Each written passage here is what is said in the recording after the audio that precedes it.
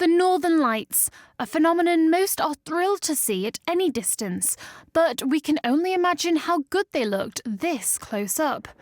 One of the world's top aerobatic paragliders, Horatio Lawrence, has fulfilled a life dream by flying under the Northern Lights skies in Norway.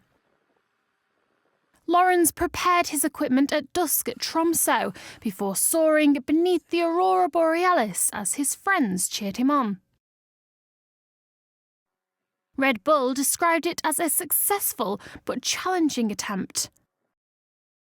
Lawrence had to overcome snowstorms, low visibility and frozen wires in temperatures far below freezing. The Spanish flyer is a Guinness World Record holder for the most continuous loops while paragliding, 568 spins. But we think this experience might have been set in the most beautiful backdrop yet.